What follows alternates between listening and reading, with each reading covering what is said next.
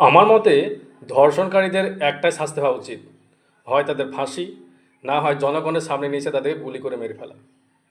এটা না করলে তারা তো ভয় পাচ্ছে না। এইভাবে কিন্তু ভয় দেখানো উচিত। এইভাবে দু একজনকে করলেই সবাই কিন্তু ভয় পেয়ে যাবে।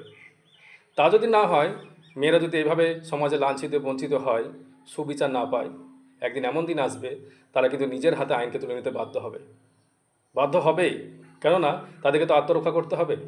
এমন দিন আসবে হয়তো তাদের হাতে বই না থেকে তারা অস্ত্র নিয়ে ঘুরে বেড়াবে তার নিজেকে রক্ষা করার জন্য। এমন দিন আসবেই যেদিন দেখবেন মেয়েরা কারো তোয়াক্কা করছে না, আইন কানুন কিছু মানছে না, আত্মরক্ষার জন্য তারা নিজেরাই মানে আইনকে হাতে তুলে নেবে। আমারই ভয় লাগছে। আমারই মেয়ে আছে, মনে হচ্ছে যে তার কাছ থেকে বইটা কেড়ে নিয়ে একটা অস্ত্র তুলে দিই, ভবিষ্যতে যেন ওই হিংস্র জন্তুরা, ওই মানবরূপী হিংস্র জন্তুরা তাদের আক্রমণ করতে এলে দু তিনজন এলে একজনকে তো মেরে বাড়ি আসতে পারবে, একজনকে তো সে মেরে ফেলতে পারবে। কী করবো বলুন? এগুলো বলা উচিত নয়, কিন্তু ভয় লাগছে।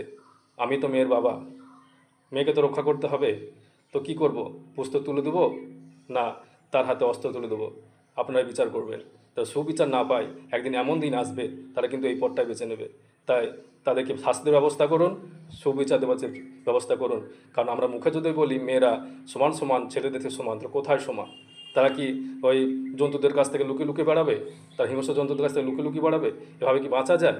আপনারা যদি এই পথ যদি তাদেরকে না দেখান, তাহলে নিজের পথ তারা একদিন নিজেই বেছে নেবে। কথাটা মাথায় রাখবেন।